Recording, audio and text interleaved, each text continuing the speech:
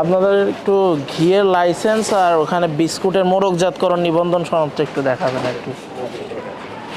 আর এই যে মধু, এটাও ঘিয়েরটা চাচ্ছিলাম, ঘি। ঘিয়েরটা না? জি। যখন এটা বাণিজ্যিক উপায় মানে উদ্দেশ্যে ব্যবহার হবে তখন অবশ্যই আপনাকে লাইসেন্স নিতে হবে। না, লাইসেন্স পোড়া আছে। করেন বা না, ঘিয়েরটা কিন্তু আপনি দেখাইতে পারেন, লাইসেন্স ঘিয়ের আছে, মোড়ক। তো। এটা তো স্ট্যান্ডার্ড মার্ক, ঘিয়ের বিমার্ক।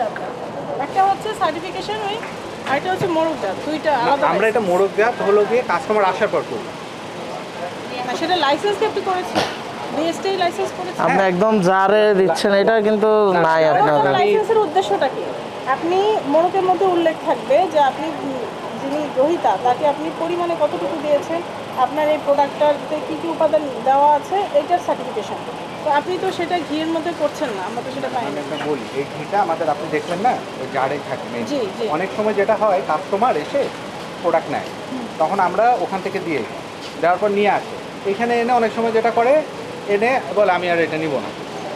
এখন আমরা যেটা করি এই প্রোডাক্টটা নিয়ে যাবো, ওটার সাথে মিক্স করবো, এটা সাধারণত করা হয় আপনি না। ঘি ছোট ছোট আপনি বিভিন্ন পরিমাণে জার ইউজ করেন, সমস্যা কি? এই জন্য আপনি যখন সে ব্যাক করবে আপনি ওইটা আবার ব্যাক করে রাখবেন। আমরা ঘি তো এভাবেই সাধারণত বাজারে সেল হয়। পরিমাণ ধরে ধরে আপনি কৌটো তৈরি করে করেন, কৌটা যেটা customer করা সেই পরিমাণ অনুযায়ী নেবে। হ্যাঁ, বুঝতে পারছি। যে 50 গ্রাম নিবে 50 গ্রামের কৌটো করবেন, 100 গ্রামের করবেন, 250 গ্রামের করবেন, 500 গ্রাম, এভাবেই তো আমরা ইন জেনারেল যেটা মোড়কজাত আর কি। এটা ওভাবে খোলা ব্যবহার না করে, যেহেতু আপনারা খুব বড় একটা ব্র্যান্ড, আপনাদের কাছে আমরা কাজের অ্যাকুরেসিটা বেশি প্রত্যাশা করি। আপনি ওই যে জারগুলোতে আপনি পরিমাণ অনুযায়ী জার তৈরি করবেন, ওগুলো খোলা ঘিটা বিক্রি করাটা আসলে কোথাও খুব একটা যুক্তিসঙ্গত না।